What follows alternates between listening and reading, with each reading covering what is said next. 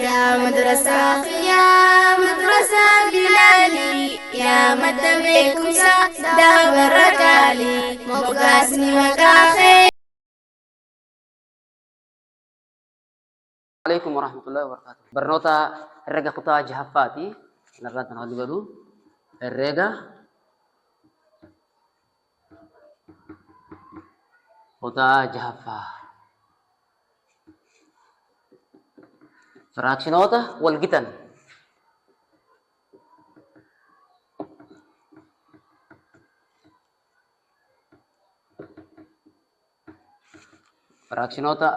فراكشنوتا والجتن بقولنا لما خيستي برتما فراكشنوتا والجتن كان خيستي فكينيوتا فراكشنوتا توكو توكو لا لايتو فراكشنوني والجتن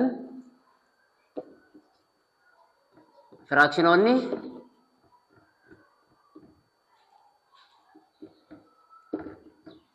والجتن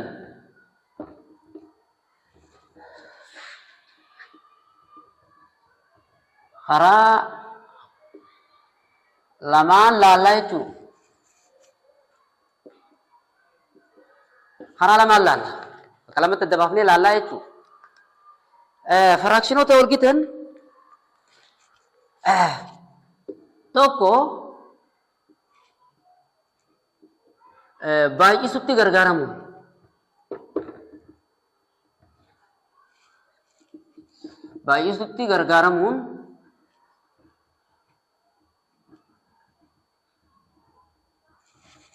baay'isutti gargaaramuun kan argamuu fi lammaffaa baay'isutti hirutti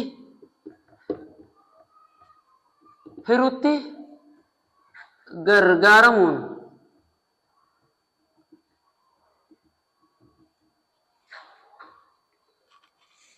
gargaaramuudhaan akkaataatti argamu kana laallaa jechuudha. Gabaabdumattuu bakka lama jeemeetti illee adda baafamuu baatu inni aan bifa lamatti hirutti gargaaramu. Firaakshiniin walgitan bifa lamatti arkachuu dandeenya hajuu yaadala salla itti barbaadeeti firaakshinoota walgitan baay'isutti gargaaramuudhaan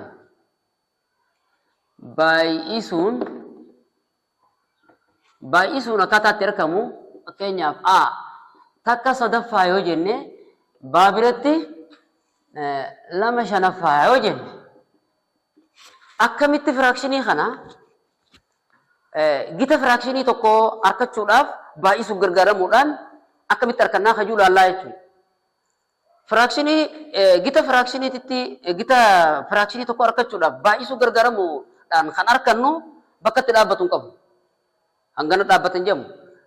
Hangarraa fakkeenya godhataniituma irraa dhiisan malee sabab fakkeenyaaf waamamaa kanaa fi waamsisaa lakkoofsa kannamee kana lakkoofsa tokkoon baay'isuudhaanii arkannaa jechuu gita biraa. Lakkoofsa tokko goo jennu lakkoofsa tokko kana osoo hin ta'in yoo waamamaan lamaan baay'ifte waamsisaas lamaan baay'isuu lakkoofsa tokko akkanaati jechuudha.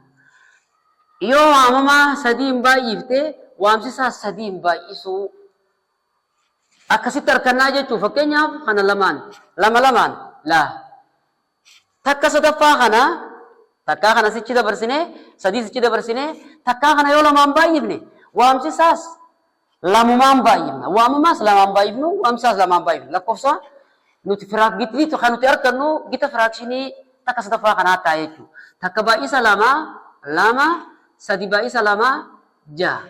Kanaaf jecha firaakshinii kana gitni isaa takka sadaffaa kana lamaan baay'ifne waamamaaf waamsisaas lakkoofsa qixaatiin baay'ifne lama irraa jahaffaa arkannee jechuudha.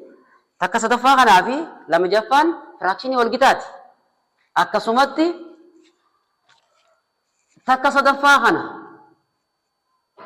yoo lakkoofsa walqixaa tokkoon waamamaa sadii waamsisaa sadii hin baay'ifne takka baay'isa sadii tahaa sadii baay'isa sadii sagali.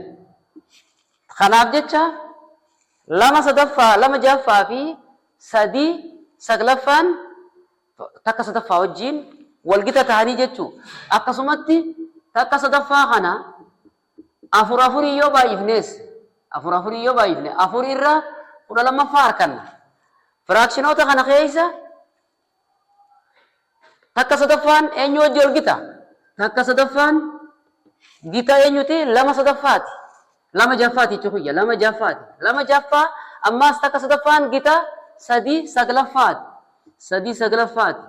Akkasumatti takka sadaffaan gita afur 12ffaati. Akkana jechaati bakka itti dhaabbatu hin qabu itti fufa. Yoon waamama afurii 5 baay'ises waamsisaas 5 baay'isaa. Yoon 6 baay'ises waamamaaf waamsisaas 6 baay'isaa. Gita firaakshinii kanuma biraatti argamaa deemaa jechuudha. Kanaaf baa irratti bu'aas dabarrees baa kana asuma irratti haa baay'isaa deemnu. Lamaa kana waamamaa lamaa kana lama yoo baay'ifne afur arganna. Eegaan kana lamaan baay'ise waamsisaa kanaas 5 kanaas lamumaan baay'isa. 5 baay'isa 2 10 gita ta'a. Akkasumatti kanaas 3 yoon baay'ise 6 ta'a. 3 baay'u waamsisaa kanaas 3 yoon baay'ise 15 dhufa. Akkasumatti ammaas afurii yoon baay'ise 4 yoon baay'ise 8 dhufa. 5 yoo lamaan baay'ise 5 yoon afuriin baay'ise 20 dhufaa jechuudha. Akkasumatti bakka itti dhaabbatu hin qabu kan hin jiru yeroo baay'isu akkana deemaa jechuudha. Kana fakkaata. Amma hiruutti gargaaramuudhaan kan argannu hiruutti gargaaramuun hiruudhaan lakkoofsi hiruutti gargaaramuudhaan argamu lakkoofsa ol ka'aa lakkoofsa gurguddaa ta'uu qaba. Lakkoofsi bifti isaa ol ka'aadhaa yoo ta'e hiruudhaan gargaaramaa deemnaa jechuudha. Gargaaramuu dandeenyaa jechuudha. Hiruttis gargaaramuu dandeenya baay'isuunis ol oofuu dandeenya. Kanaafuu akka fakkeenyaatti xiqqoo 25 irra 50ffaa fi daabiratti 20 irra 100ffaa yoo jenne lameen kana laaluu dandeenya jechuudha. Lameen kana irratti haa laallu. Lakkoofsa walqixaatiif hiruudhaaf waamamaaf waamsisaa lakkoofsa walqixaatiif hiruudhaan firaakshinii nuti argannu gita firaakshinii hanname kanaati. Fakkeenyaaf 25 kana yoo 5 fire 25 yoo 5 fire 50 5 fire yeroo hiruudhaa kana if eeggannoo barbaachisa. If eeggannoon barbaachisu maali? Lakkoofsa hundaaf hin hiramu. Lakkoofsi lachuutu hawliin hiramuuf ta'uu qaba. Calma jennee lamaanii sadiinis afuriinis shanis jennee hundaanuu fayyadamuu hin ta'u. Isaan lachuutu waamamaaf waamsisaadhaafu lakkoofsa hiramuu danda'u. Hawaliin hiramaniif laaluudhaani lakkoofsa sanarra deemna malee akka baay'isuu sanitti hunda caldittee baay'ifteenii kan harkattu hundi ta'uudhaaf mijaa'aadhaa miti yeroo hiruudha. Kanaaf jecha 25 shaniif yoo hirree 5 gaa 55 yoo hirree 10 gaa. Akkasumatti ammaas gita tokko arganne jechuudha. Deebinee 5 kanaas 5 mataa isaatiif yoo hirree 10 kanaas 5 saniif yoo hirree lakkoofsa walqixaatiif hirree isaan hiramuuf danda'aniif jechuu waliin. Isaan lachuutu waliin hiramuu danda'aniif hirree hoggaa hirruu 5 shaniif yoo hirree takka gahaa 10 shaniif yoo hirree 2 gahaa. Firaakshinoonni kunii fi 5 kurnaffaa fi takka lammaffaa fi 25 50ffaan gita firaakshiiniidhaati jechuudha. Wal gitan jechuu isaa sadeenu. Ni dhuma. Hiruudhaan gargaaramu wanti takka hiruu jechuun deddeebi'anii hir'isuudha. Waan jedhamuuf jecha dhawaata hiraa deemtuuni dhuma. Akkas ta'a. Akka firaakshinii kaaniititti akka baay'isuudhaan argamu kana gita isaa baay'isuun argamutti hundaan hin ta'u jennee kan hiramuuf mijjatu ta'a jenna. Kanaaf jecha kanaafuu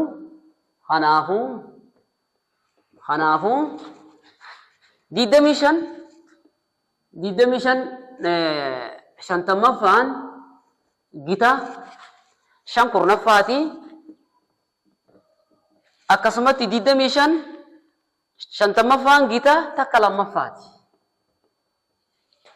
Dhume jechuun dhumaa deemanni akkas ta'a. Baatti guutuu barruus 20 kana yoon lamaa fire 50 dhibbaas lamaa fiinidha. nini ragunju denda hiramu hafte male hirama kaju lalamati male kanu jenne rattarun tawu jenne didam yo lama firre kudani gaha dibbiyo wakala ma firre lama fiyo hirre meka gaha shantama gaha jechu shantama gaha tanafu didam irra dibbafan gita kudan irra shantama fati jechu akkasumatti kudani khanas yon shani firre shantamas shaniif yoonire lakkoofsa walqixaatii firee jechuu lakkoofsa walqixaatii firaati jechuu kadeemu jiru kudhan shaniif yoo irree lama ga'a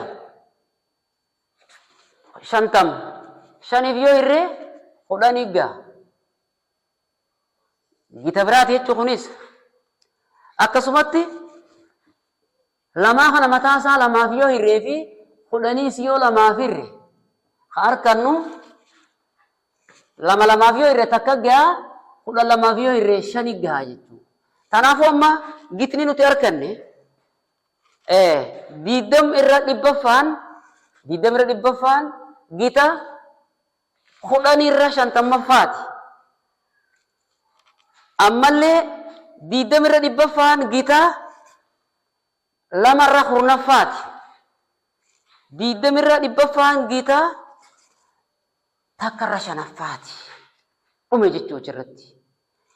Bifa lameen kanaani hiruu fi yoo irra deebinee walirra guduunfaa goonu firaakshinii tokko gita firaakshinii tokko argachuudhaaf baay'isutti gargaaramuudhaan gita isaa bakka itti dhaabbatu hin qabne harkannaa akkasumatti hiruu gargaaramuudhaan gita isaa muraasa argachuu dandeenya. Bifa lamaan kanaan dandeenya. Mata dureen irraan tanaa baranne asumarra dhaabbata.